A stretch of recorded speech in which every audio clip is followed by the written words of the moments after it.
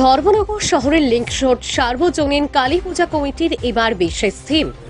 আমাদের প্রতিনিধি উৎসর্গ রায় এক প্রতিবেদন আকারে সংযোজন রয়েছে। আমরা দেখাবো যুব বিচিত্রার ক্যামেরায় নারী নির্যাতন প্রতিরোধের নির্ণায়ক থিম নিয়ে আসলো ধর্মনগর লিংক রোড সার্বজনীন কালী পূজা কমিটি। সবিশেষ আমাদের প্রতিনিধির প্রতিবেদনে পাবেন। নমস্কার, ক্যামেরাম্যান তমাল দাসের সঙ্গে আমি উৎসর্গ রায়। আপনারা দেখছেন যুব বিচিত্রা ডিজিটাল নিউজ। এখন আমরা রয়েছি উত্তর ত্রিপুরা জেলার ধর্মনগর শহরে রাজবাড়ি এলাকার মান্ডাপাড়া লিংক রোড স্থিত সার্বজনীন দুর্গাপূজা কমিটিতে।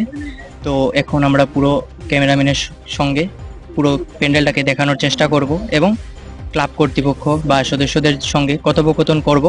তো আপনারা সঙ্গে থাকবেন, পাশে থাকবেন যুব বিচিত্রার পর্দায়। দাদা, এবারের পুজোর থিম, মূল বাজেট সম্পর্কে একটু জানতে চাইবো।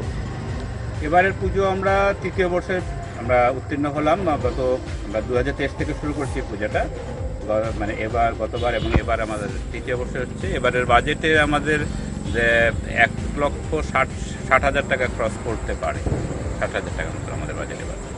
এবারের থিম কি আপনাদের? এবারের থিম সমাজের স্টপ ভায়োলেন্স অ্যাগেন্স্ট ওমেন, মানে সমাজের নারী নির্যাতন যাতে দূর হয়, আমাদের নারীদের যাতে স্বীকৃতি পাওয়া যায়, নারীদের পড়ালেখা বা উন্নত সমাজে উন্নত করতে পারে, সেটাই আমাদের বিশেষ উদ্দেশ্য এবং সেটাই আমাদের থিম। আমাদের এবারের থিম গোটা ত্রিপুরাবাসীর জন্য আপনাদের ক্লাবের পক্ষ থেকে কি বার্তা থাকবে?